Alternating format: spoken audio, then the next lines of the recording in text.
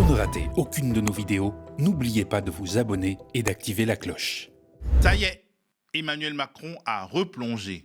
Comme un drogué un temps abstinent retourne à ses addictions, il s'est remis à son péché mignon, le mépris.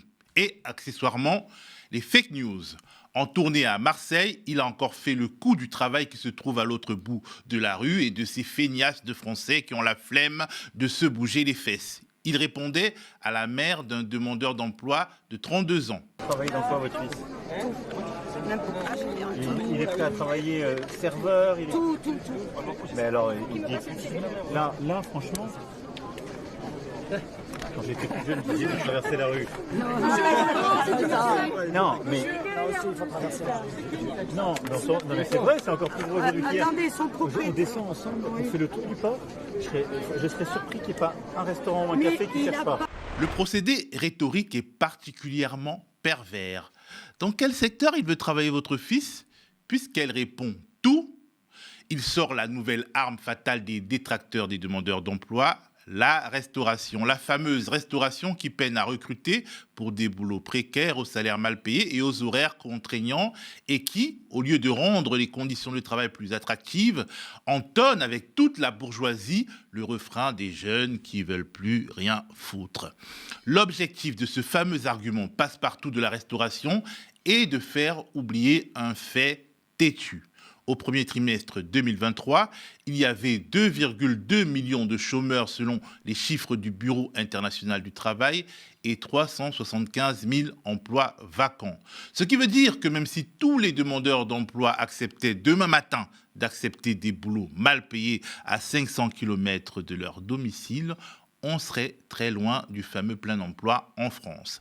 La Macronie transfère donc à d'autres, aux demandeurs d'emploi, ses échecs et ses incapacités, malgré les subventions énormes et inconditionnelles accordées aux grandes entreprises, malgré des réformes antisociales du marché du travail, le compte n'y est pas. La France ne produit pas assez d'emplois.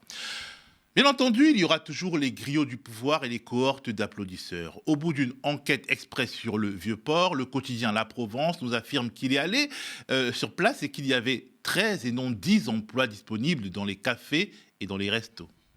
Ah ouais.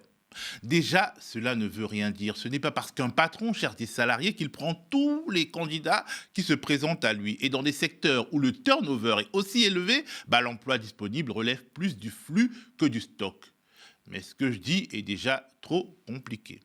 Rappelons au passage que la Provence, qui nourrit ainsi la polémique culpabilisatrice montée de toutes pièces par Emmanuel Macron, est passée il y a peu sous le contrôle du milliardaire et héritier Rodolphe Saadé, incarnation des super profits liés à l'inflation post-Covid. Rodolphe Saadé que Mediapart présente comme le milliardaire chouchou de Macron. De toute façon, qu'est-ce qu'il est drôle et sympa, notre président. C'est Julien Damon, prof à HEC et à Sciences Po, qui nous fait la révélation.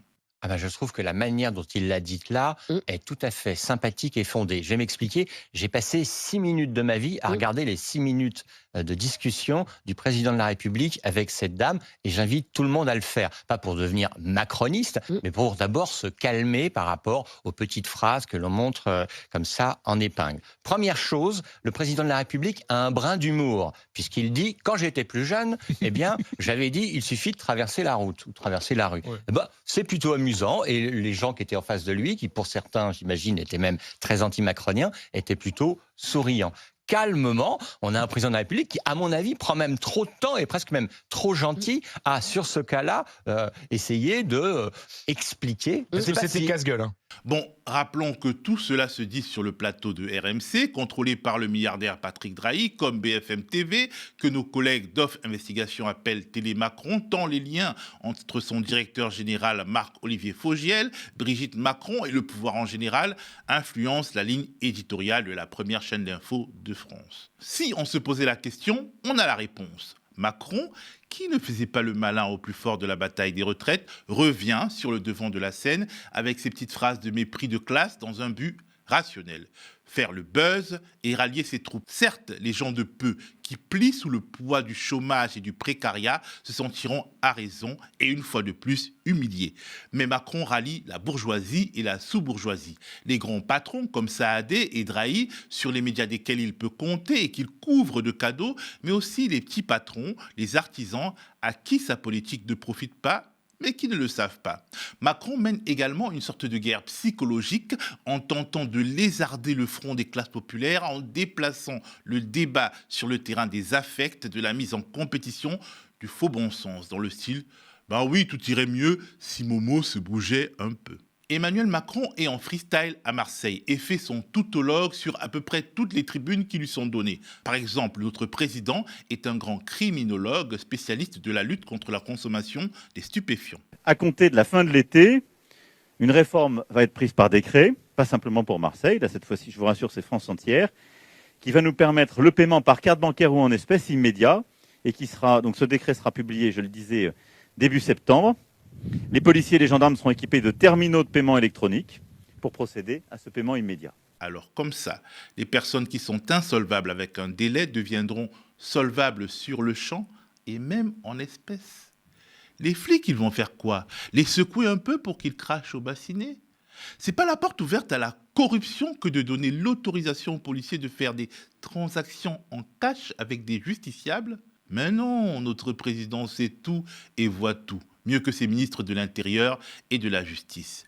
C'est aussi un grand spécialiste de l'insertion professionnelle dès l'âge de 12 ans. C'est très important, plusieurs mamans l'ont dit ici, nos enfants sont mal orientés. Qu'est-ce qu'on va généraliser à partir de la rentrée? La demi-journée avenir professionnel, qui va être une fois tous les 15 jours, dès la 5e, où on fait rentrer les métiers à l'école pour orienter mieux. En voici une idée qu'elle est bonne. Il n'y a pas de raison que les entreprises n'aient pas le droit de venir présélectionner leurs futurs corvéables avant la puberté. On peut aussi imaginer des stands permanents de recruteurs de chez McDo au collège, n'est-ce pas? Plus profondément, Emmanuel Macron nous refait le coup de sa résurrection d'après la crise des Gilets jaunes.